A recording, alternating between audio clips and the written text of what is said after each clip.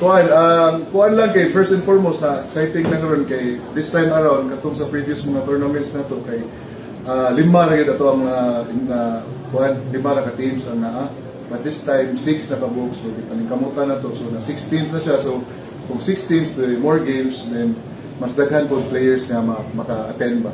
Yeah, this time naabot tayo mga outstanding mga players katong sa CM Farm, si Bragais nga murag daghan crowd kuan po siya favorite, so exciting kay tanan na naapod ang katong defending champion nga ang RKF nga mostly majority of the players kay MPBL gid niya napoy si Jackson Corpus katong mga PBA gani niya napod si gidapod nila si Arwin Santos, so lipay ko kay kanang murag daghan na pug mga players nga kanang wa pa siguro makakita ang uban or sa social media ra nakakita, so makakita na po yung opportunity ang mga Cebuanos nga makakita ani ang mga player na exciting, so daghan kayo mga players nga kuan mga pilpod nga dili katong wala naka-appeal last year kay tungod limited ra ang teams available.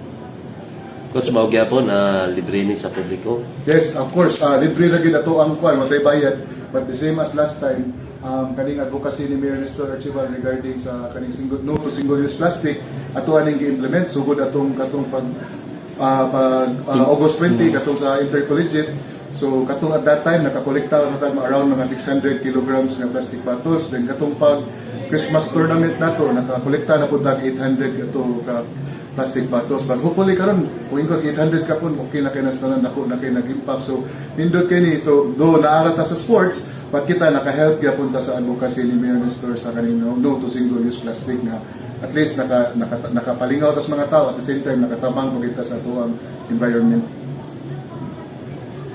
Yes sir, kuan sir kaning unsay format na to ani sir? So yes, so karon na format na to nindot kay stalan kay ang concern gud nako kung iyon kag mupuno tag teams mas dugay ta mo stay niya, mas dako ang gasto gyud sa tournament kay kung iyon kag muduwa tag 6 teams murag mudagan gid ang mga 7 days nga kuan, but atong gusto is daghan 6 teams na, but ang days is limited ra gyapon, so among gibuhat ang storya mi ni Boss Ray Cañete. So amo ang na-come up na kuan is ang kaning intra-bracket nga format. So unsa man ni siya?